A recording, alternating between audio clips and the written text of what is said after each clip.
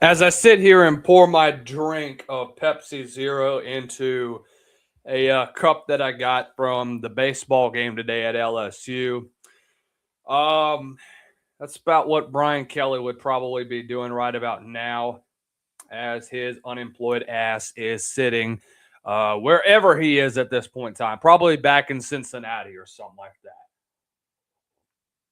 But guys, welcome on in to the Southern sports scene. As we always try to do every week, we always want to perform a live show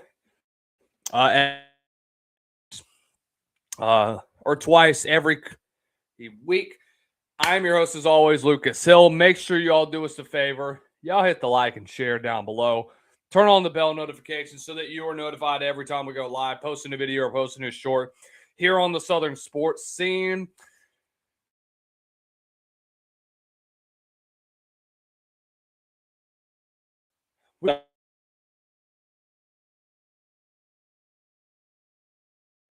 Difficulties. All right. Do we have the Wi-Fi back set up? Are we good? If you are in the YouTube right now, guys, if wherever you are, y'all give me a thumbs up if we are good. I just posted the StreamYard link. If you guys want to get involved in the show, we are having issues with our call-in line right now that I am trying to get resolved as quick as possible. So bear with me for the next couple days or so while I try to get that resolved. But if you got us in the chat, y'all give me a thumbs up, because I know that we've been kind of struggling with some internet issues as of late. So I want to see if you guys are picking up us as we try and chug along on this Friday evening. Y'all do me a favor. Before we continue to start, make sure you all do us a favor. Hit the like and share down below. Turn on the bell notifications so that you are notified every time we go live, post a new video or post a new short here on the Southern sports scene, as we always do. Every live show brought to you by our good friends at Frost Buddy. Going over to frostbuddy.com. Use the promo code SSS15 to get 15% off of your first purchase. That is code SSS15 to get 15% off of your first purchase on all things cups, tumblers, whatever it is that you want to fill your beverage with. Also, want to thank our friends at Chike Nutrition. Going over to ChikeNutrition.com, use our promo code, use the link below, to get yourself a nice 10% discount when you use our link below. Get the new year started with a hearty, healthy cup of coffee with our friends at Chike Nutrition. I want to get us started with a very, very important discussion, and that's the hot seat rankings. As we enter the month of March, this is our first live show of the month of March, and I got to be honest with you. When I did this ranking, I was not entirely sure of how I should rank them 1 through 10. I got to be real. But here's what I did. I got 2 coaches from each conference that I believe has to win now, or else that this is their job that is on the line. And so I want to start off, obviously, from the SEC, and I want to get us all started. Look, last year with the portal, or with the coaching carousel that ensued, there was a lot of craziness that happened throughout that. There was a lot of chaos that ensued with a wild carousel that we got to see. But I do believe that there is a lot that is to come over the next few weeks. So let's start off with 2 coaches that I believe are going to be on the seat throughout this year, and this is basically do or die for them in 2026. Starting off with Shane Beamer. Guys, this has been an up and down tenure for South Carolina recently. And that's just putting it mildly. And I think that it is fair to say that when we talk about a guy like Shane, that as good of a personality he is,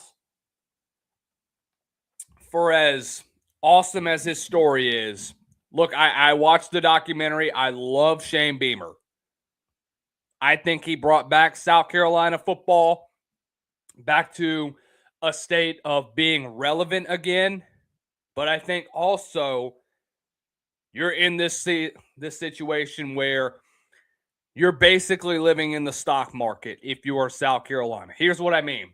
At times during the season, you look amazing. Lenora Sellers looks like a Heisman Trophy contender at the end of 2024. Looks like things are going to be trending up. You have a great roster that returns, and then you have 2025 come around, and you fall flat on your face and finish 4-8. Your offense absolutely was abysmal, and you haven't had a decent coordinator come in quite some time. There has to be question marks surrounding Shane Beamer this year, partly because of the lack of recruitment that has been made and really the lack of effort that has gone on in the portal. You've had your diamonds in the rough before with guys like Kyle Kennard that have come through here, who wins the Bednarik Award in 2024. But you also have to take a look at what else has he done. Not really a whole lot of guys from the portal this past year in 2025 that really made a big impact. Not a whole lot, in my opinion. And 2026, I thought you dominated the portal. You get one of the best offensive tackles in Jacarius Pete. You got depth at the defensive line position, depth that you really need, because last year it was a problem for you, both sides of the line of scrimmage. It was a problem for you. You dealt with injuries last year. You dealt with inexperience at that position. That's why you were so bad. Now, granted, you're going into 2026 with injury problems again. Josiah Thompson, who was expected to be your offensive tackle one. I have not been a big Josiah Thompson fan, especially after last year. I know there's a lot of fans that really like him. Guys, I don't think he's a good left tackle. But he is hurt. Jacarius Pete is hurt. What is the extent of their injury? We have yet to see. But I do believe that when we get to spring practice, when we really see what this team is made of, when we get a first look at them, we're going to know what the result is going to be on the field. You have to win 9 or 10 games this year. You have to show some signs of improvement this year. If you fall flat on your face just like you did last year, guys, Jeremiah Donati is going to have to make a big boy decision. He's going to have to make one in a few months when he goes and fires Paul Mainieri. He may have to do another one with Shane Beamer. The other coach that I think is going to be on the hot seat going in from the SEC, that's Jeff Lebby. Here's where I have had issues with Jeff Lebby. I think that after last year, with him being in his first year, and things just go terribly wrong,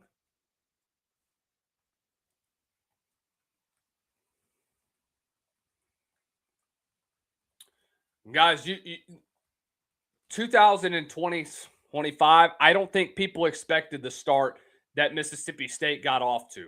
But after that amazing start, that is when things started to go off the rails. Your defense has consistently been one of the worst in the SEC. The fact that you didn't fire Coleman Hutzler after 2025 was completely asinine to me. Completely ridiculous. The fact that you didn't make a move then and there just tells me that was just lazy. Just downright lazy, guys. You have got to go make a move. And you did that. You got Zach Arnett, your former head coach and former defensive coordinator. Guys, Arnett, whenever he was with Mike Leach. They were one of the best in the SEC. They were. They had success from a defensive standpoint for a very long time. 2022, in my opinion, was the peak of that. And I thought that you had your moments where you dominated from a defensive standpoint. How does he revitalize that? That is a question that has to be answered. You cannot have late game collapses like you've had as of late. You can't. Because you are now entering a situation where it is win or go home if you're Mississippi State. Love Jeff Lebby. Love what he did from an offensive perspective. But there were times where he got stubborn and pretty much screwed. I wouldn't necessarily say screwed over, but there were times where Blake Shapen should not have been in the football game, where he should have been pulled at times, where I thought that he was not the guy during the course of the season. I thought that you should have gone to Kamario Taylor, and I think that you got a little careless at times, and that is what ultimately cost you. It's what ultimately cost you, man. So we can make this an issue when it comes to a defensive perspective. Jeff Lebby has a lot to blame on that because Coleman Hutzler was his hire, and the way that your offense has been, especially down the stretch of last year, the last 4 games were abysmal. And that's not even bringing back 3 of the 4 games that you lost.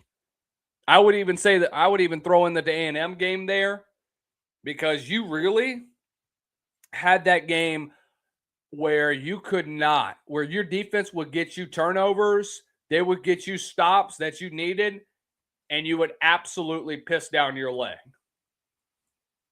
You could not move the football against them. You went into, I believe you went to near the end of the 3rd quarter, and it was 7-3. You're there. You're on the brink of staying in this football game, and then they break it open with a huge throw to Mario Craver. That's what opened the floodgates for A&M to score on their last 4 possessions. You know what also sucked? Blowing a lead against Tennessee, you fumbled the bag away when you throw a pick 6. You fumbled the bag away when you blow a huge lead against Texas at home. You fumbled the bat, and then the last 4 weeks of the season, Georgia, at Missouri, Ole Miss, and then Wake Forest. Your offense was pitiful. Just downright pitiful.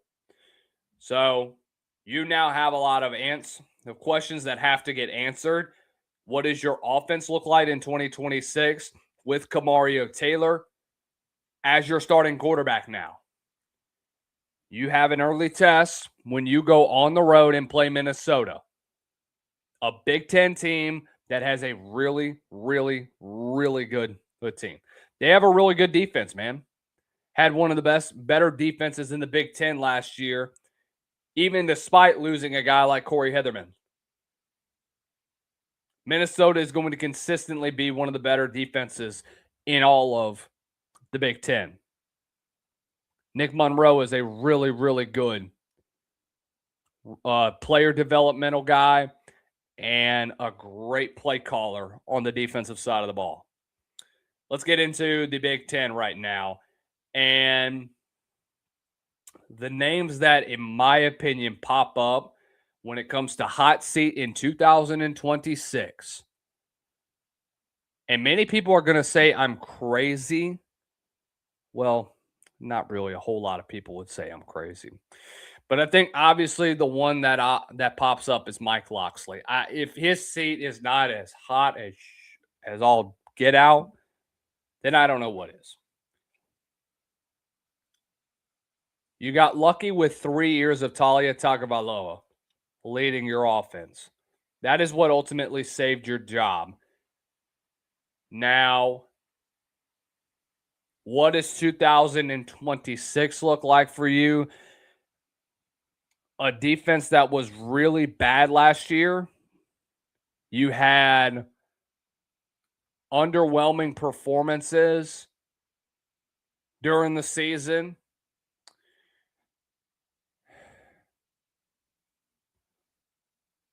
There would be times where I felt like you had no pep in your step, where your defense was just gassed. I mean, gassed down the stretch of the year. Go look at that Michigan game. Go look at Indiana. Go look at Rutgers. Go look at Michigan State. Games like that are definers from the amount of guys that you lost from the last 2 years. Guys that have transferred out. 2026, it's D-Day, man. You get to go to UConn. You play Virginia Tech and Illinois at home. At Nebraska, at Ohio State, at USC is a really rough stretch. They finished with a losing season this year. I think that it's over with for the Mike Locksley era. I really believe that. And look, I thought he should have been fired long ago. Really back in right before Talia took over. But I am not the one that's making the decisions. He strikes gold with him coming in. Then things like that happen.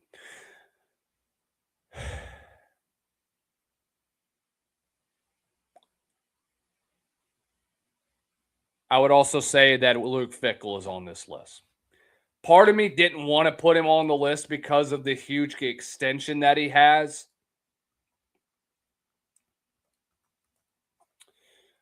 But another part of me also says that I think Wisconsin is willing to bite the bullet on this one and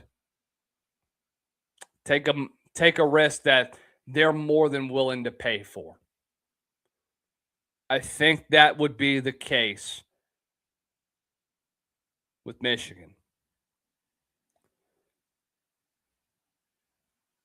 Or with, with Wisconsin. Wisconsin's offense is ranked near the bottom of the Big Ten over the last 4 seasons that he's been at the helm.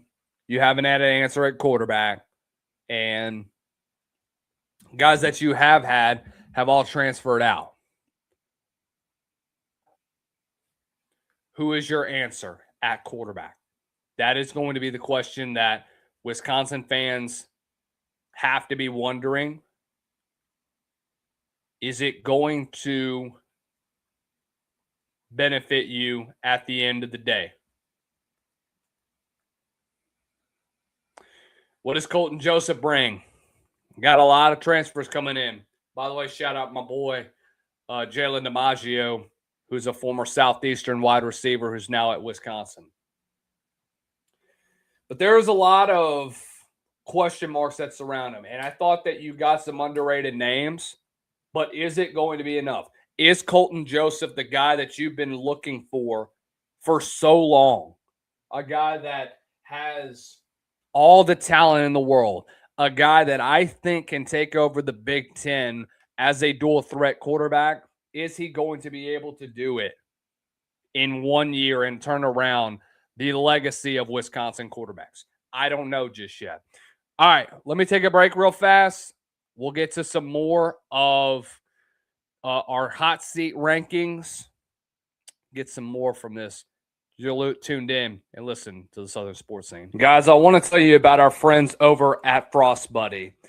It is drinkware engineered to keep your beverages exactly how you want them.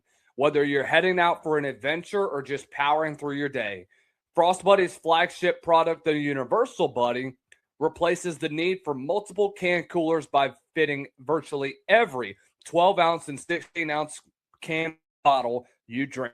Sodas and seltzers to coffee and sparkling water, all in a single versatile design. Constructed with high-quality double-walled stainless steel and thoughtful features like a flexible silicone lid and a tapered shape that fits most cup holders, Frost Buddy keeps drinks cold for 12 hours and hot for up to 6 hours. So you get consistent temperature control, whether it's an iced drink on a hot afternoon or a hot coffee on the drive to work. Built to last, field tested for durability, and backed by a 30-day return policy, Frost Buddy makes everyday moments from tailgates and beach days to backyard cookouts and commutes more enjoyable. Going over and click the link below and use promo code SSS15 to get 15% off of your first purchase when you visit our friends over at frostbuddy.com, and when you use that promo code SSS15. Are you tired of spending upwards of $7 to $8 on coffees that are full of sugar and high in fat? Well, look no further than Chike Nutrition, the brand redefining what coffee can do for your day. Chike Nutrition combines the rich, familiar taste of real coffee with 20 grams of high-quality protein and the energy of 2 shots of espresso, giving you both fuel and function in every scoop. Available in a variety of crave-worthy flavors like mocha, caramel, vanilla, and many more, Chike delivers smooth, cafe-style iced coffee that mixes instantly with water or your favorite milk, with no clunky blender or complicated prep needed. Each serving is designed to be low in sugar, packed with protein, and loaded with real espresso, so that you can get a sustained energy boost that helps power your morning, workout, or busy afternoon without the crash that comes from sugary coffee drinks. Whether you're looking for better nutrition in your coffee routine or a smarter way to stay energized and full longer, Chike makes it simple. Scoop, shake, sip, and enjoy. If you want to take advantage of the new year and get in the best shape of your life, click the link below and get yourself 10% off of your first order over at ChikeNutrition.com. You're gonna not agree with my Big 12 head coaching rankings. And I know we have some Big 12 fans in here. Hey, West Virginia fans, if you're in the chat, say hello or whatever y'all do. But guys, we got to get real about the Big 12. I wouldn't necessarily say that there is a lot of names that could be on the hot seat, but obviously there's 2 that come to mind. The first one is obvious, and it's a guy that should have been fired a very long time ago. That's Dave Aranda. Thought he got off the hook with last year. You have to make a lot of changes in 2026. You entered the last 3 weeks of the regular season just 1 win away from making a bowl game. You had to play Utah, you had to play Arizona, and at Houston. 3 teams that finished in the top 3, or really in the top 5 in the Big 12. And all 3 of which were, or at least 2 of the 3 finished with 10 wins. Arizona could have won 10 games at the end of the regular season. That doesn't matter at this point in time, because now Dave Aranda is entering what could potentially be his last year. And if you are a Baylor fan in this audience right now, you better be celebrating with all of your friends and family. Because, guys, this has gone on way too long. Administration has to step up. He was never the guy. He was a very, very good coordinator, but he just is not a good coach. It's the bottom line, man. It is nothing against Dave Aranda. It is nothing against what he has done, but the performance on the field speaks volumes to your coaching. This is on you. You're the reason, you're the ringleader of what has been a team that was consistently contending for championships, Big 12 championships, and New Year's Six championships. You have one good season with Dave Aranda, and that's it. That's it. We'll see. Let me get to a comment real fast. Adam Ritter 3755 says, can Carolina afford to fire Beamer if we let go of Paris and or Paul? Yes, you can afford to fire Beamer. Yes.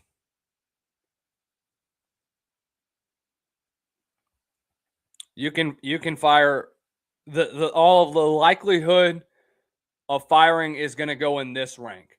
Number 1 is going to be Paul Mainieri. I think number 2 is Lamont Paris. Number 3 is Shane Beamer. But don't be surprised if 3 and 2 will flip-flop depending on the month and depending on the year. Just saying. Baylor is going into 2026 with a lot on their mind. DJ Lagway comes in. How does he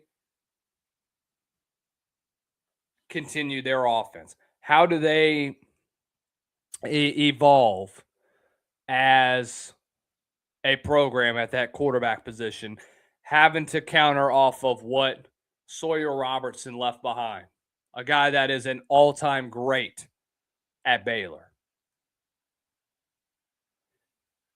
It's hard. Guy like DJ Lagway that has had his struggles. Last year was a really bad year for him. Here was a guy that I thought, I'm sure many other people thought, okay, he's going to be a Heisman Trophy contender. He's one of the best young quarterbacks in the SEC. Guess what happens? In a horrible system, in a horrible situation, his head coach gets fired, and he enters the portal. And we talked with David Soderquist of High Top Sports. By the way, if you want to go watch that State of the Program series, we got a lot of them in the YouTube. Make sure you subscribe before you go on over there. But he said he saw it coming. It was only a matter of time, though. I thought he wasn't once Buster Faulkner got into that offense. But something happened between then and when DJ Lagway announced that he was transferring that he didn't like about the offense. I think it was a bit too physically demanding for him. I think they wanted him to be more of an option Q. And that's not what DJ Lagway is. He's a dual threat guy and has a big arm. So I think it's a good fit for him to be in Jake Spavital's offense. Remember, Sawyer Robertson could run it a little bit himself too. When he got pressured, he could step up in the pocket and get himself out of trouble.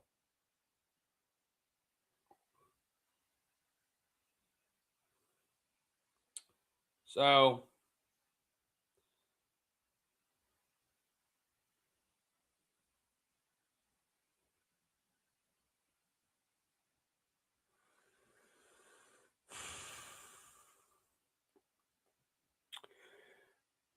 Dave Aranda has to win.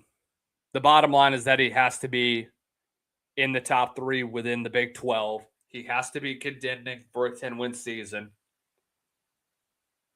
Everything has to fall into place, but I don't think that it happens.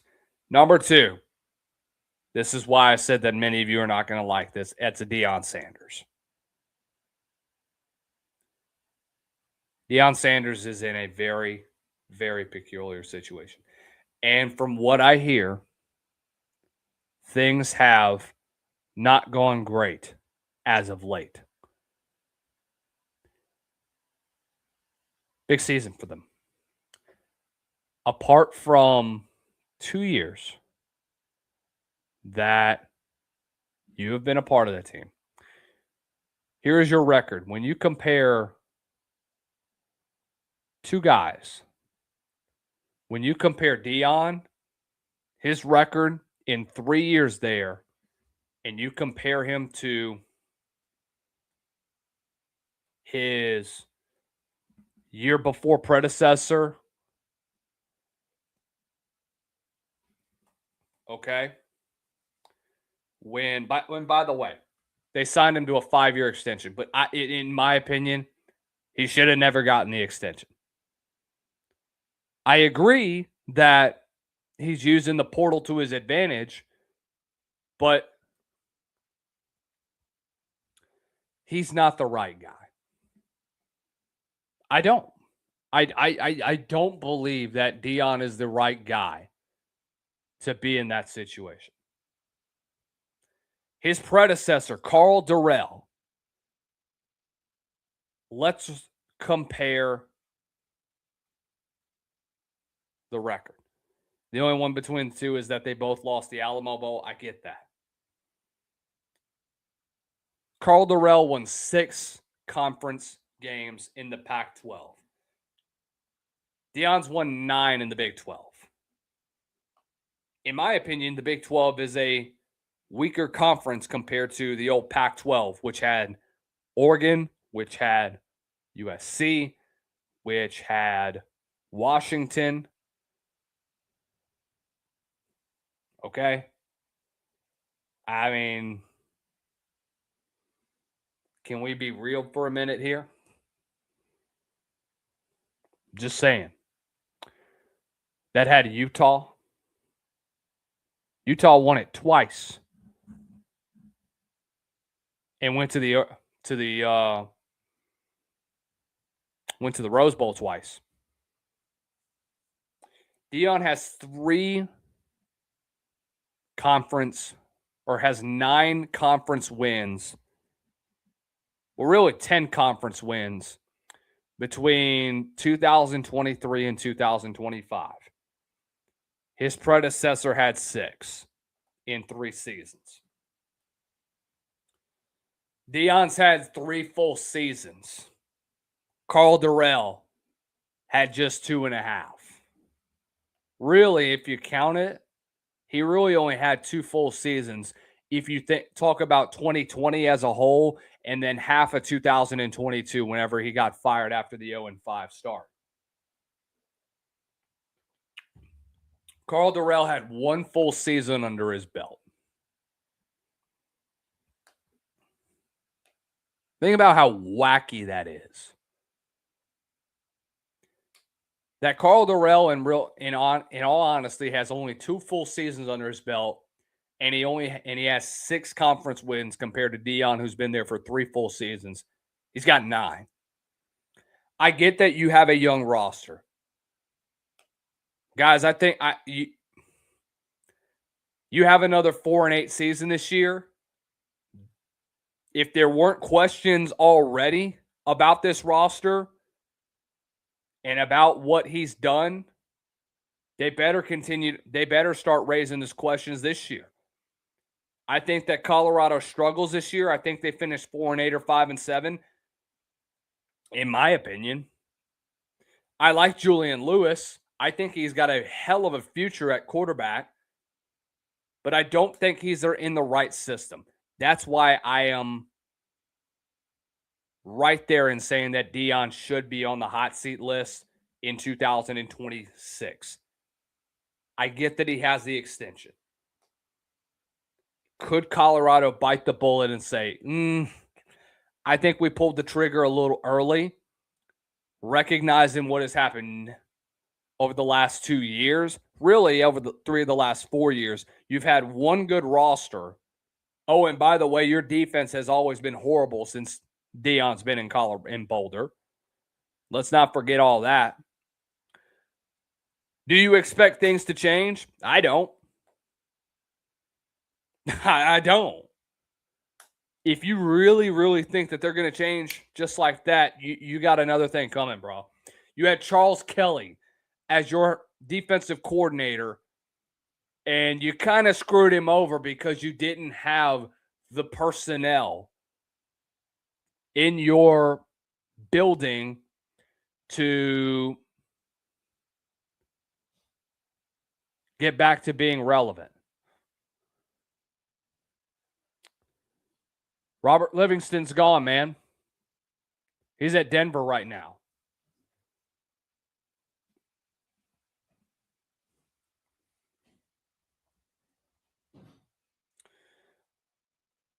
This has been weird. How does Chris Marve do as the new DC? He's a young guy. Was the DC last year of BT, and to be honest with you, I didn't really like what he had to do this past year. Wasn't my real favorite as a DC.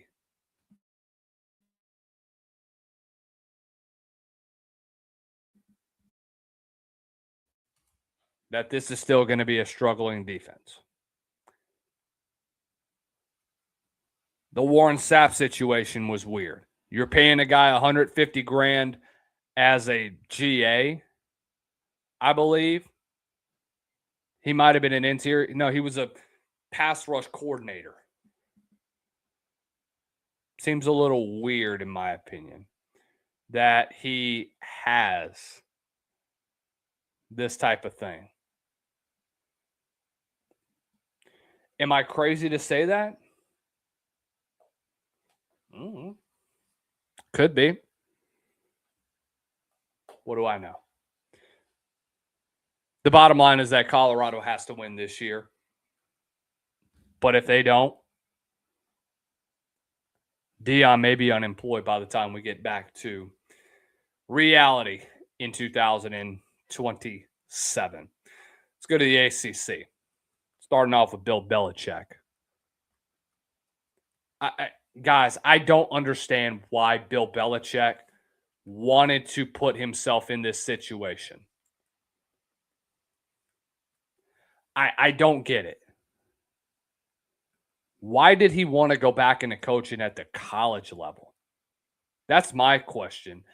Whose ass did he want to, apart from his girlfriend, whose ass, or really, who kissed his ass to go and take this head coaching job? That is what I want to know. Because I'll be honest with you, this makes no sense. Makes no sense for him to be back at the collegiate level. Really, to be back in coaching as a whole. But last year was obviously a struggle. They were a big talking point. I looked at this and said, this is so stupid. And people were expecting them. Nobody really gave them high expectations. And I pretty much knew that they were going to be a disaster. And they were. Right in front of our eyes, it was a freaking train wreck in Raleigh. I have a guy that I know that covers the team there, and he pretty much said the same thing. It was surreal being there, and it was surreal being around that environment with a coach of that type of aura, but it was chaotic at times, guys. It really was. Can't say that I'm not all that surprised of what we saw, but I do believe, though, that Bill is going to be granted the extra year to develop the team, but I'm not the one that's going to be able to answer that question. You still got a tough game, tough stretch. You play 3 teams that I think will be in the top 15.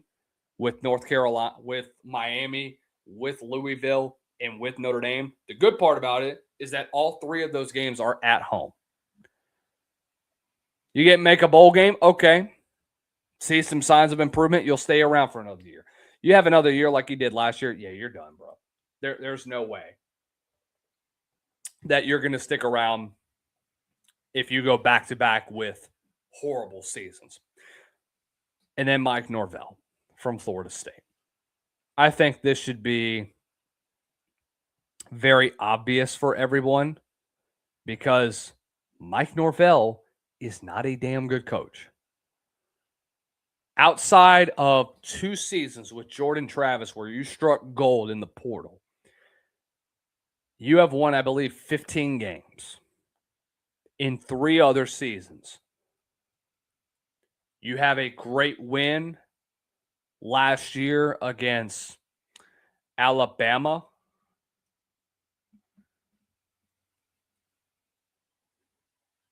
Yeah, 15 wins in, I believe, four other seasons. Aside from that, you get to number 7 in the nation. You lose to Virginia. You get embarrassed by Miami. You blow it against Pitt. You blow it against Stanford. Your offense was on top of college football for 3 weeks. And then it all came tumbling down after you lost to Virginia on Thursday. Mike Norvell's ass is very hot. It is win now or you can kiss it goodbye. And to be honest with you, there is no hope for him. This is it. Consider it a done deal. Mike Norvell is of the Florida State Seminoles. Recruiting has been lackluster. Defense has been abysmal over the last 2 years. You've been getting out physical the last 2 seasons at the line of scrimmage. And that's an indicator of things have really gone wrong at Florida State. Because every time you think of Florida State, you think of great aura. Guys that came through there with a type of swagger about them. That's not there right now in Tallahassee. That swagger is not there. And if you and I are being real, I don't think it will come back if Mike Norvell continues to be the head coach at Florida State. So obviously decisions are going to have to be made very soon. You and I are going to continue to stick along with it. Guys, thank you all for hopping on inside the Southern sports scene once again. We will talk about the more on the hot seat.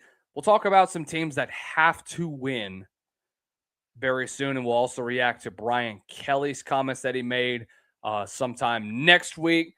But until then, ladies and gentlemen, thank you all for hopping on inside the Southern sports scene. You guys are the best.